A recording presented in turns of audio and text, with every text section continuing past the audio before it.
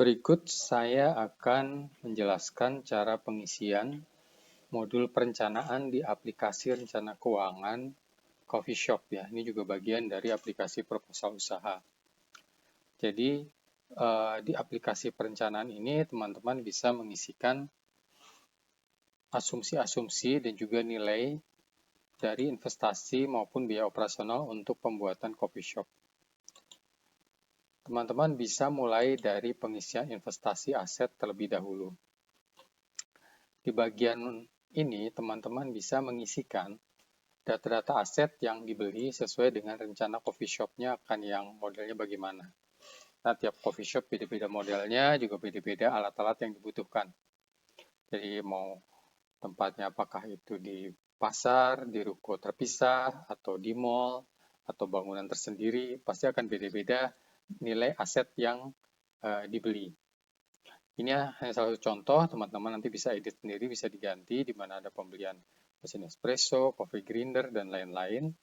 Kemudian jumlah pembeliannya, kemudian satuannya, dan harga satuannya. Dan juga tergantung dengan apakah coffee shop ini dibeli dari tempat yang sudah jadi atau perlu ada renovasi. Teman-teman bisa mengisikan perencana pengeluaran kasnya tidak harus di waktu yang sama. Jadi sebagai contoh di sini misalnya mesin espresso, tapi kalau memang ternyata harus ada renovasi dulu 3 bulan, mungkin keperluan cashnya dikeluarkannya tidak di bulan pertama, juga mungkin tidak di bulan kedua, tapi mungkin di bulan ketiga ya. Jadi misalnya nilainya 40 juta dan mungkin asumsinya DP di bulan kedua, kemudian pelunasan di bulan ketiga. Kemudian jangan lupa untuk dimasukkan bulan-bulan mana di mana aset itu merupakan bagian dari anggaran permodalan. Jadi bisa dipilih ya di baris ke-8 ini. Kalau misalnya diasumsikan bahwa sampai 3 bulan masih mengambil dari bagian modal, ini bisa dipilih ya di masing-masing kolom bulan ini. Nanti secara otomatis nilai pembelian aset itu akan masuk ke dalam anggaran permodalan. Bisa dilihat di sini, investasi aset senilai sekian itu sudah masuk di anggaran permodalan. Setelah itu jangan lupa juga untuk diisikan kategori dari asetnya ya, sudah disediakan di sini nama kategorinya. Tapi kalau teman-teman ingin mengganti penamaan kategorinya, teman-teman bisa mengubahnya di format laporan keuangan di bagian aset tetapnya. Teman-teman bisa merubah penamaannya. Hanya setelah dirubah, jangan lupa untuk dipilih ulang di sini, karena yang berubah adalah isian drop-down-nya. Tapi kalau misalnya sudah dipilih dan berubah namanya, harus dipilih ulang di sini. Dan aset ini akan dihitung secara otomatis di bagian kalkulator penyusutan. Jadi kalkulator penyusutan akan dihitung otomatis ya. Ini sudah ada videonya terpisah khusus untuk penyusutan secara umum, nanti teman-teman bisa mempelajari videonya. Setelah itu teman-teman bisa masuk ke investasi non-aset. Yang dimaksud non-aset di sini adalah yang tidak ada nilai penyusutannya atau sering disebut uang hangus ya. Kalau memang sifatnya untuk operasional tapi langsung di depan semuanya. Tapi yang paling umum biasanya di sini adalah yang masuk kategori ini adalah sewa ruko. Jadi kalau teman-teman misalnya kontrak ruko, kemudian dikontrak dalam waktu tertentu ya, dan kemudian ada yang masuk dalam modal dan ada yang tidak masuk dalam modal, teman-teman bisa menggunakan modul ini. Jadi di sini perhatikan ada kontrak ruko 1 tahun, nilainya 60 juta, dibayar di bulan pertama dan periode penggunaannya 12 bulan. Ini pengaruhnya lebih ke kita lihat di proyeksi bulanan laba rugi. Jadi ada beban sewa tempat yang dibagi per bulan, tapi kemudian di laporan proyeksi atau di proyeksi arus kas, ini maksudnya pengeluaran dibayar di muka. Jadi di situ akan membedakan dari presentasi di dalam proyeksi arus kas dan proyeksi laba ruginya. Kemudian kita bisa memilih di sini mana bagian-bagian yang merupakan bagian dari anggaran permodalan. Karena yang dibayarnya asumsinya 1 kali, ini kita masukkan anggaran modal hanya ada 1 kolom, jadi agak berbeda formatnya dengan yang aset tadi. Jadi kita tinggal pilih ini ya, ada training ya, kemudian kontrak ruko tahun pertama ya, terus kemudian kontrak ruko tahun kedua, sepertinya sudah bisa dari operasional, jadi tidak perlu. Jadi ini kita pilih 3 ya dan 1 kosong. Nanti kita bisa lihat untuk di bagian permodalan, investasi non aset masukkan nilainya sekian. Setelah itu kita bisa masuk ke penjualan. Nah ini untuk coffee shop Di sini dibuat asumsi memang khusus untuk coffee shop atau rumah makan juga ya. Jadi di mana di sini ada perhitungan kapasitas terlebih dahulu, jadi tidak langsung ke penjualannya. Jadi di sini asumsinya ada kapasitas kursi 50 di coffee shop yang dibuka. Kemudian rata-rata waktu makan tamu, nah ini sangat variasi karena tergantung tamunya ini siapa. Kalau tamunya adalah mahasiswa, jadi mereka kadang-kadang datang untuk kerjaan tugas, itu bisa lebih dari 1 jam. Atau kemudian kalau memang tempatnya hanya untuk model-model makan siang yang sebentar, ya mungkin cuma setengah jam. Tapi kalau udah model-model di perkantoran ada meeting dan lain-lain, itu juga mungkin 1 jam atau lebih. Jadi silakan teman-teman isi edit ini sesuai dengan kira-kira waktu makan di tempat yang teman-teman rencanakan. Kemudian rata-rata order. Nah, ini berkaitan dengan menu di sini. Jadi biasanya satu tamu itu pesan berapa order, misalnya 1 makanan, 1 minuman, 2 minuman, 1 minuman. Jadi ini asumsinya anggapnya 1,5. Ada yang menang 1 minum, ada yang memesan 1 minuman, 1 makanan, itu digabung jadi 1 menunya ya. Ini bisa disikan sini. Nanti akan muncul di sini perhitungan kapasitas tamu per jamnya, kemudian kapasitas tamu per bulannya berdasarkan hitungan awal ini. Ya. Hitungan awal ini perhatikan, ini ada rumus-rumusnya, ini kapasitas tamu, kita lihat kursi dibagi rata-rata waktu makan. Ini per jamnya. Nah, cuma kan kita mau tahu ini bukanya berapa jam nih. Gitu. Untuk kita bisa lihat per jamnya, kita ke bagian kanan nih. Kita buat asumsi saja, tapi kalau misalnya teman-teman repot buat asumsinya, sudah saja langsung jam buka dari jam 8 pagi sampai jam 8 malam, di sini isi durasinya 12 jam, bisa seperti itu. Tapi kalau mau dibagi, ini bisa contoh untuk pembagian ya, yang dine in jam 7 sampai 11, 11 14 ini bisa diedit, kemudian durasinya jadi bisa kelihatan di sini kapasitas tamu per bulannya kalau berdasarkan durasi ini, kapasitas ya, itu adalah 22.500 tamu. Kalau ini adalah kapasitas tamu per jamnya ya, kalau ini sudah per bulan. Ya, ini kapasitas per bulan, ini per jam, di masing-masing jam kapasitasnya. Kita lihat saja formulanya ya. Jadi sudah muncul ini total dalam 1 hari ada 750 tamu. Dengan asumsi masing-masing 1 jam. Nah, tadi kan bicara kapasitas. Nah, sekarang kita bicara okupansi. Okupansinya, perhatikan di bawahnya ada okupansi nih. Ya. Jadi ini sebenarnya pembagiannya, kita harus tahu dulu rata-rata tamu per bulannya berapa nih. Gitu. Itu ngitungnya dari mana? Nah, ngitungnya dari sini. Ini dibuat asumsi dari Senin sampai Minggu kira-kira proyeksi tamu di jam tersebut berapa persen. Nah, tapi tadi seperti saya sampaikan, kalau misalnya repot ngitungnya, dibuat saja langsung 12 jam, Senin mungkin 60%, Selasa. Jadi kalau mau dibuat simple, tidak mau dibagi per jam. Ya. Dibuat seperti ini sehingga nanti dari kapasitas tamu ini per jam ini akan muncul hitungannya per hari di sini. Senin dari kapasitas 200 hanya ada 60 ya. Ini muncul terus sampai kanan sehingga nanti ketahuan per hari totalnya, sehingga total dalam 1 minggu ya, ini sesuai waktu buka ya, kalau nggak buka tinggal diisi 0%, itu ada 1.915 tamu ya, dalam 1 minggu. Sekarang kan berarti okupansinya adalah rata-rata tamu per bulannya adalah 8.208, sehingga ketahuan okupansi rata-rata adalah kapasitas tamu tadi ya, itu sebagai pembagi dari ini. Perhatikan, rata-rata tamu dibagi kapasitas tamu, jadi okupansinya 36%. Ini untuk yang model dine-in. Ya. Kalau untuk rumah makan mungkin akan beda lagi ya. Rumah makannya jenisnya apa, apakah tematik, ataukah memang untuk sehari-hari. Jadi memang banyak asumsi-asumsi yang teman-teman harus masukkan berdasarkan pengamatan teman-teman dalam membuka usaha coffee shop. Kemudian di sini di bawahnya ada asumsi kalau coffee shop itu menyediakan layanan online. Apakah melalui GoFood, ataukah memang ada channel tersendiri, aplikasi tersendiri, atau yang lain take away, jadi datang tapi memang untuk beli dibawa pulang ya. Jadi macam-macam modelnya. Di sini tidak dibagi per hari, tapi langsung aja dibagi, tidak dibagi secara persentase, tapi langsung aja diisikan jumlahnya. Senin berapa, Selasa berapa order ya, Selasa, Rabu, dan seterusnya. Jadi total ada 240 tamu yang take away online. Nah, ini dari tamunya mereka ordernya berapa. Nah, jadi di sini bagian take away itu ada lagi di bagian bawah sini. Rata-rata tamu, ya, ini adalah menghitung dari sini tadi, ini kan per minggu. Jadi dikali langsung menjadi 1 bulan, rata-rata ordernya 2.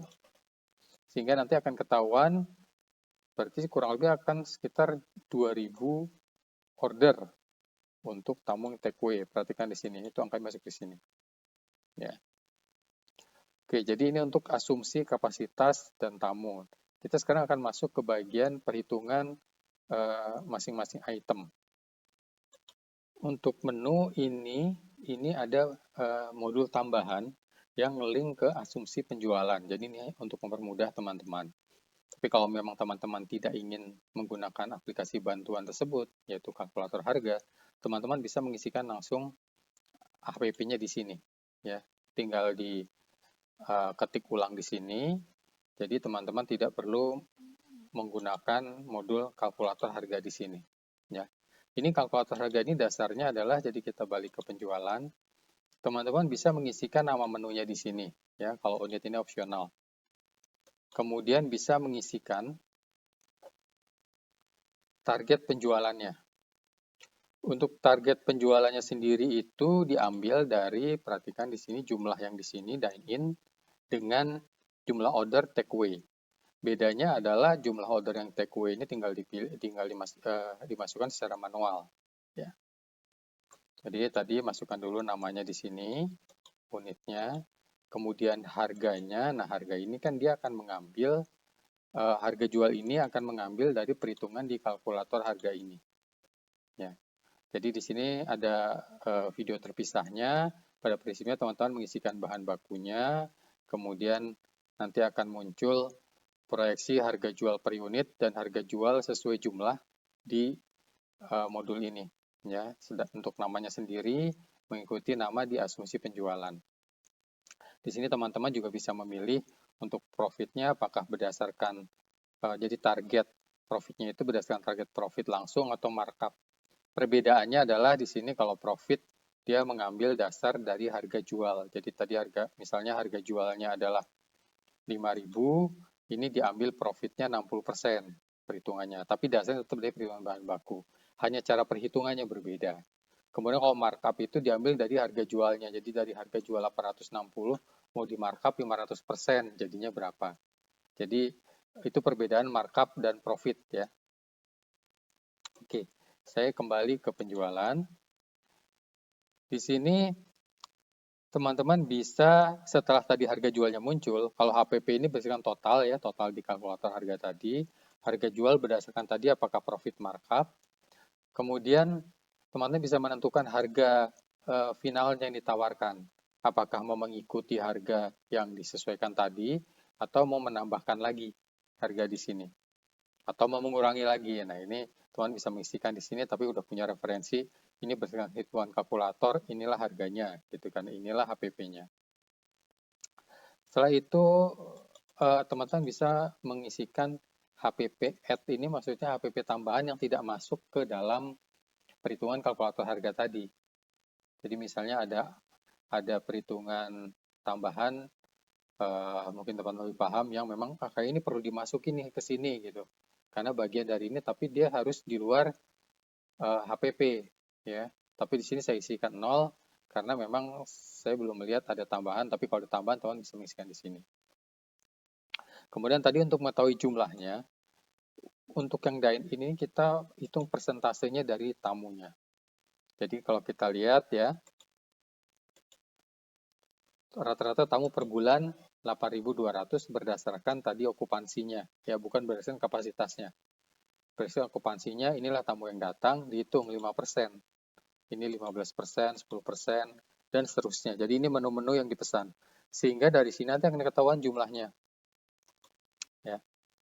Jadi akan ketahuan jumlahnya, tamu itu yang order ini ada 410, 1.200. Kemudian ini adalah jumlah yang dine-in. Yang harus diperhatikan adalah di sini ada keterangan nih, total order kalau berdasarkan perhitungan globalnya, perhitungan kasarnya 1,5 kali 8.200. Tapi ini total order berdasarkan jumlah perhitungan dari persen pembelian menu. Ini maksudnya adalah angka referensi.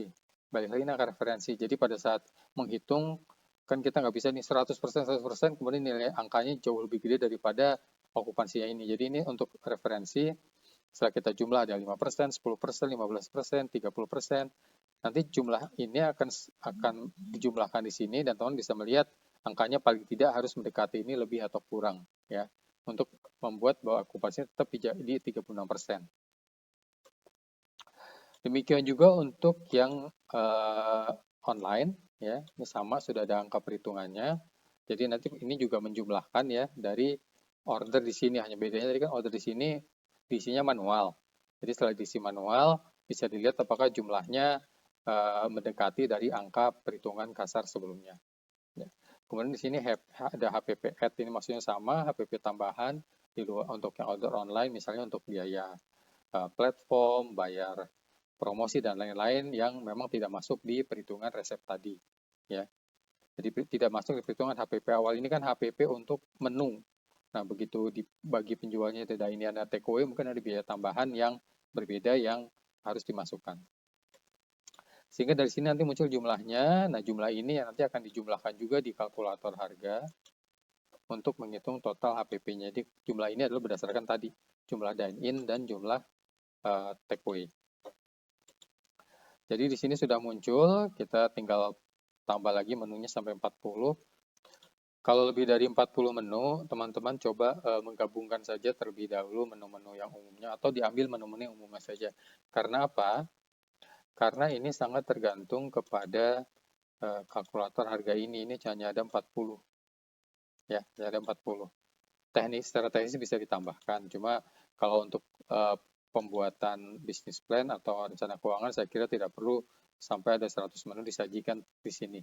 Cukup yang populer-populernya saja. Ya. Setelah itu ini HPP menu ini akan menjumlah secara otomatis, tapi kalau ada HPP di luar, ini menyesuaikan dengan HPP yang ada di format laporan keuangan tadi. Kalau misalnya ada tambahan bisa ditambahkan di bagian bawah, ditulis, kemudian dipilih kategorinya. Jadi di sini pun jangan lupa untuk dipilih kategorinya di sini untuk masing-masing item. Dan kalau memang teman-teman ingin mengubah penamaannya, teman-teman bisa masuk di bagian format laporan, di pendapatan dan HPP ini, teman-teman bisa berubah penamaannya. Hanya saja jangan lupa untuk dipilih ulang lagi di sini namanya, karena yang berubah adalah di drop down-nya, dan kalau sudah dipilih dan namanya berubah, harus dipilih ulang. Ya. Di bagian kanan ini tabel untuk menjumlah otomatis. Di sini juga ada rekap sementara dari yang diisikan di sini, dine-in, total nilai transaksi, total order. Ini hanya informasi saja agar teman-teman bisa melihat. Jadi kalau mau merubah-rubah, teman-teman sebenarnya di sini punya banyak parameter untuk merubah-rubah asumsi sesuai lokasi usaha dan pasar yang teman-teman incar. Setelah itu teman-teman bisa masuk ke pendapatan HPP. Tadi kan kita menghitung asumsinya bulanan, rata bulanan, setiap bulan target segini, tapi kan secara realisasi tidak berjalan semuanya langsung di bulan yang sama, bulan 1 sampai 12 hasilnya sama. Jadi di sini teman-teman perlu untuk membuat distribusi. Jadi di sini sudah ada kolom distribusi untuk 1 tahun pertama dari bulan 1 sampai bulan 12. Di sini teman-teman bisa mendistribusikan. Tadi kalau idealnya 1 tahun itu sama, itu asumsinya seluruhnya dibagi 12 berarti sekitar 8%. Itu kalau mau rata-rata sama setiap bulannya. Nah, di sini bisa dibuat kalau misalnya coffee shop baru buka, anggap awalnya 2,5%, diisikan di sini 2,5%. Bulan kedua 5%. Misalnya bulan kelima, bulan kelima ini masuknya, atau bulan ketiga masuknya bulan puasa mungkin turun 4%. Nah, pada saat merubah ini jangan lupa juga pada akhirnya harus ada angka lagi yang disesuaikan agar totalnya ini 100%. Berarti di bulan pertama promonya harus lebih besar lagi nih, jadi misalnya 4,5%, ya, sehingga total 100%.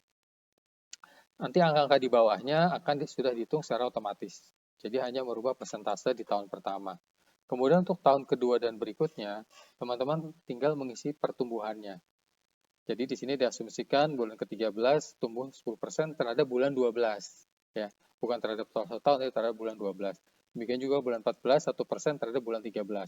Ini bisa diisikan naik, tetap, atau bahkan turun. Misalnya ada tadi bulan puasa, dia turun, tamunya, sehingga minus 1% dan seterusnya.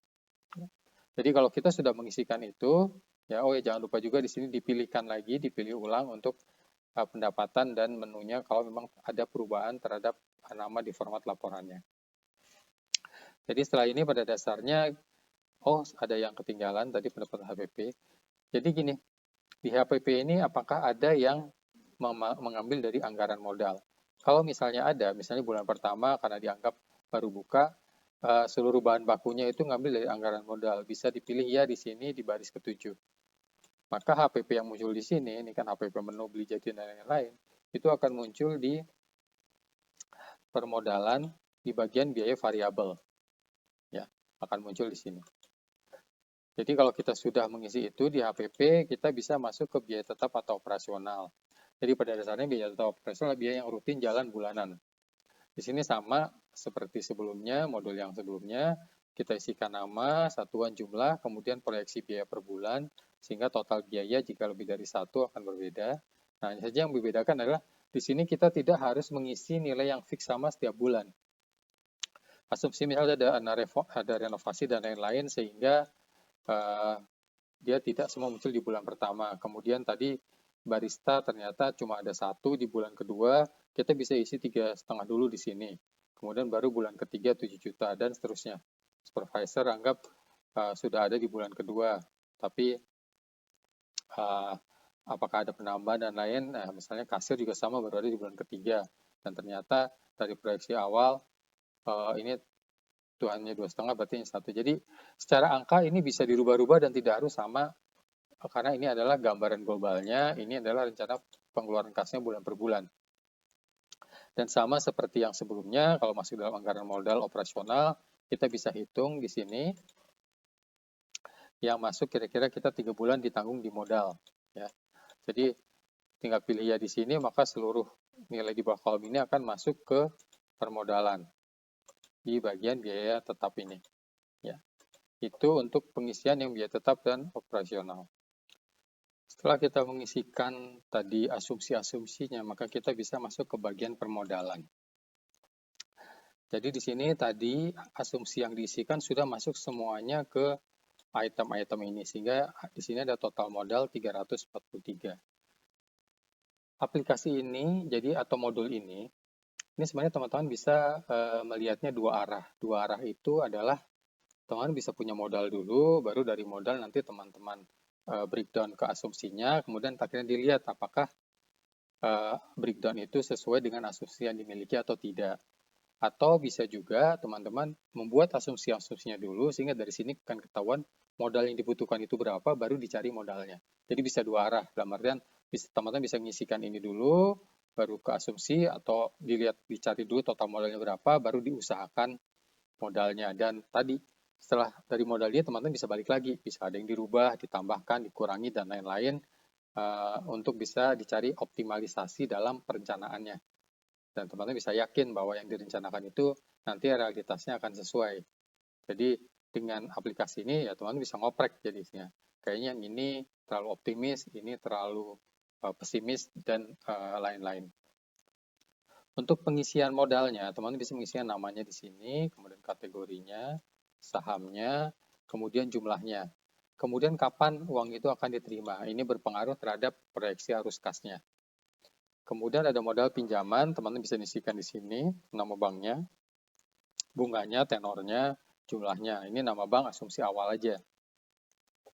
Karena ini asumsi nanti mau cari pinjaman yang kemungkinan dapat gitu kan.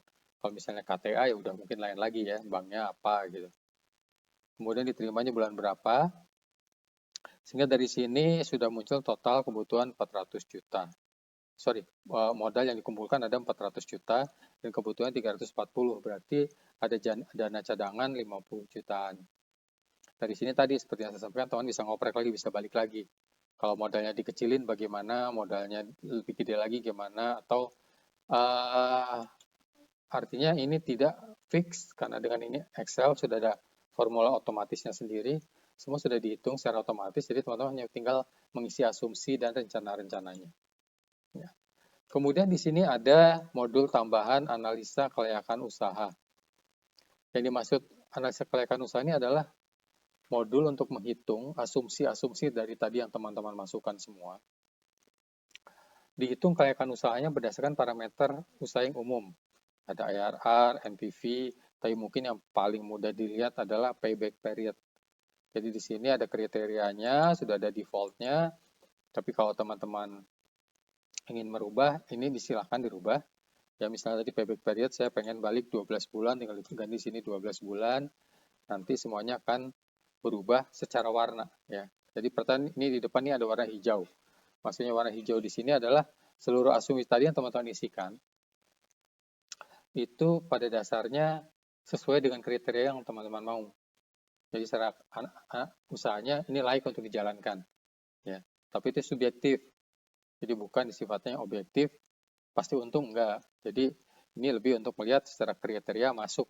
Cuma secara realisasinya yaitu teman-teman nanti yang menjalankan. Ya, saya kira itu saja untuk penjelasan dari perencanaan aplikasi rencana keuangan coffee shop.